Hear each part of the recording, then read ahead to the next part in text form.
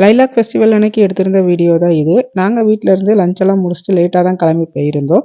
Park பண்ணுறக்கே இடம் இல்லை, அவ்வளோ கூட்டம். ஊரில் இருக்க கூட்டம்லாம் அங்கே தான் இருக்கும் போல், அவ்வளோ கூட்டமாக இருந்தது. டவுன் டவுன் பெய்டு பார்க்கிங் தான் இருந்தது. அங்கே பார்க் பண்ணிவிட்டு கொஞ்சம் தூரம் நடந்து போயிருந்தோம்.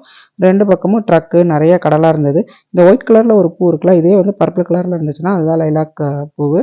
அதை வந்து நிறைய ஃப்ளவர் ஷோ மாதிரி இருக்கும், ஃபோட்டோ எடுக்கலாம்னு சொல்லிட்டு தான் வந்து போயிருந்தோம். பட் அந்தளவுக்கு வந்து ஃபோட்டோ எடுக்கிற அளவுக்குலாம் இல்லை.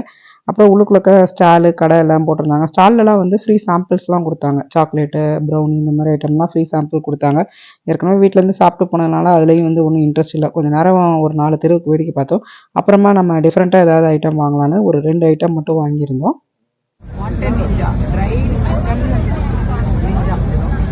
ஒரு வாண்டனும் ஒரு டம்ப்ளிங்கும் வாங்கியிருந்தோம். ரெண்டுக்கும் என்ன டிஃப்ரென்ஸ் தெரில. ரெண்டு வேறு வேறு கடையில் வாங்கியிருந்தோம். டேஸ்ட்டு நல்லா இருந்தது. நம்ம இந்தியன் ஐட்டம் கிடையாது, கொரியன் ரெஸ்டாரண்ட் மாதிரி ஐட்டமில் தான் வாங்கியிருந்தோம். நல்லா இருந்தது.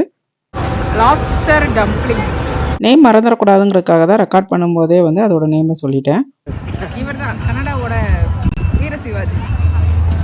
பார்க்காதவங்க பார்த்தது தொங்கி வச்ச வீர சிவாஜி. ரொம்ப போர் அடிக்கிற மாதிரி இருந்தது. வீட்டுக்கு போய் தூங்கவாது செய்யலான்ட்டு சீக்கிரமாகவே அங்கேருந்து கிளம்பிட்டோம்.